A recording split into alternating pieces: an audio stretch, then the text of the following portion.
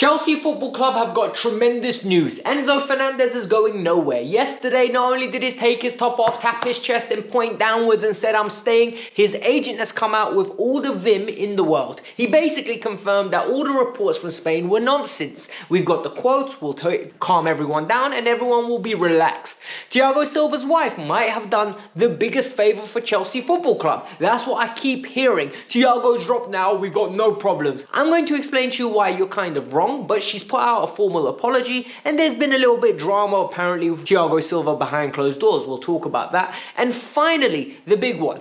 I think we need to give Mauricio Pochettino a little bit of a break. As an individual that speaks multiple languages, sometimes speaking in not your native tongue leads to you constructing sentences in a way that sounds very negative, but in your native tongue actually sounds very positive. And once again, Chelsea won yesterday. Pochettino said a few things that a lot of fans took in the wrong way. And I'm here to kind of defend him because I feel like a lot of people are sticking it on him now for the sake of sticking it on him. We had our best performance of the season yesterday, and for me, I think it's a time for us to kind of gather together at least till the end of the season and then reassess. But people want to bash him down. But before we get started, I need you lot to hit the like button because you're clearly enjoying what you're seeing. You made it this far. In 2024, that's an attention span and a half. Number 2, subscribe to the channel. We are super close to 33,000 and we need to get that ASAP. And finally, share this content around to your friends and family. It's the best way to help me with organic growth. But let's move on. Enzo Fernandez has joined Chelsea for £105 million, but ever since he's joined, all I've ever heard is Enzo's not good enough for Chelsea, Enzo's been overpaid, and Enzo is a player that is not worth the hype. All he is a diag merchant. Well, yesterday he gave application, he gave tenacity, he gave physicality, and he gave technique. Whether you want it in the free kick, whether you want it in the passing ranges, or whether you just want it in technical ability, the man had it all. He was the man of the match yesterday, and he was a star. After he scored, he took his top off and basically started tapping his chest saying, "I'm here, I'm staying, and I'm going nowhere." This was a sign that a lot of people said he did this at Benfica. And what I'm going to say is, I think don't read too much into it, because players say one thing and then when the money's on the table, they'll go somewhere else. However, the money that Chelsea are offering him at the moment in time, no one's going to pay him. And I also feel it'll do a lot of PR damage to him to leave so early and so quick. So I think Enzo's staying, and he's part of the furniture. Furthermore, what I think is very interesting is Enzo's agent has come out and basically debunks all of these stories. Enzo's agent said, Enzo's not even spoken to anyone. We have not spoken to anyone. Enzo's happy. Is Enzo upset that the team's not winning? 100% he's a winner. He went on as far to say, when we spoke to Todd Bowley and Igbali, the project was always a 1 to 3 year project.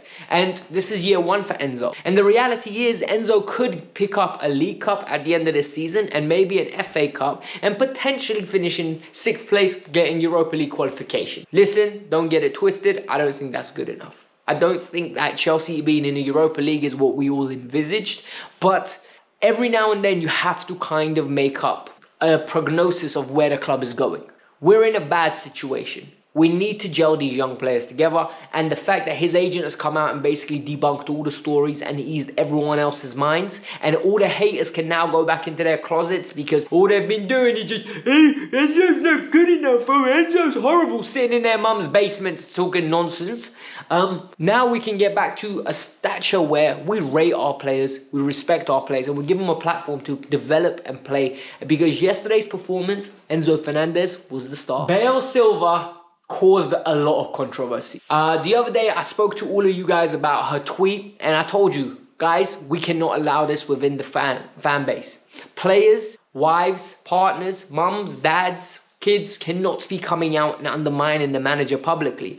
Mauricio Pochettino discussed this in his press conference, and we spoke about it, that he respected how Silva came up to him.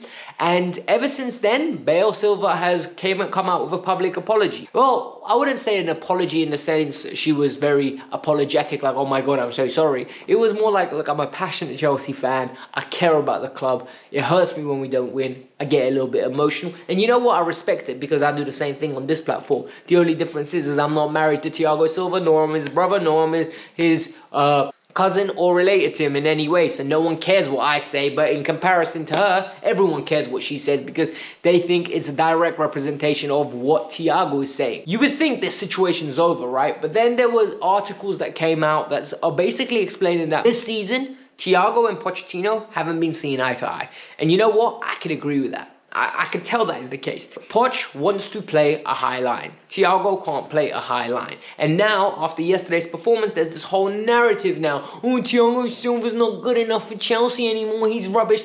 Why does it have to be he's rubbish and maybe he just doesn't suit the tactic? Like, why do we have to go to two polar opposites of extremes? Why can't we be realistic and objective about the situation? Why can't we look at the situation and discuss it like adults rather than immature children and belligerent, like non-tactical minds?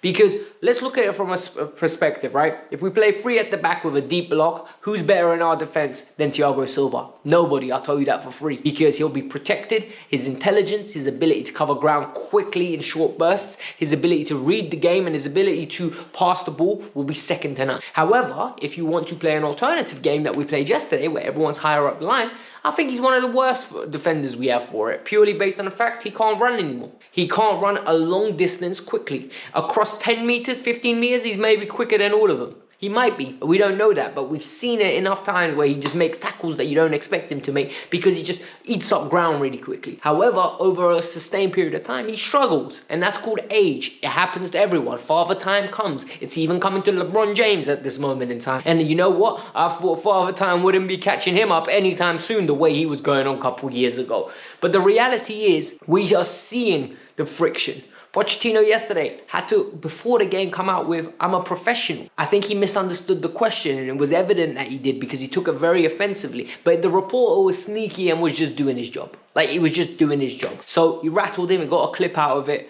But at this moment in time, I really want to see what happens with Thiago Silva from now till the end of the season. The final story we need to talk about is, I think Pochettino needs to take some PR lessons. And the reason I say he needs to take some PR lessons is because some of his quotes recently have really triggered a lot of people, and losing the fan base is the first way of losing the job. When the fans are on your side and results are going badly, it's very easy to keep your job because if the ownership doesn't want to sack you and pay you out, they just go, fans are happy, it's fine.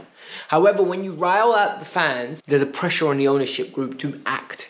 And a weak ownership group takes fans' opinions into account. And the reason I say that is because fans are emotional.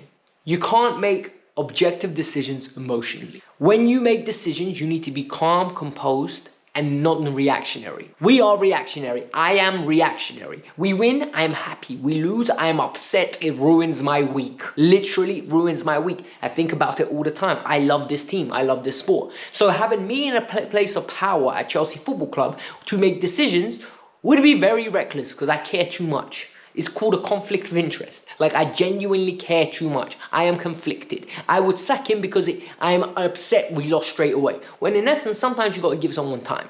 So I think owners need to aside themselves. But Poch needs to learn how to communicate to the media.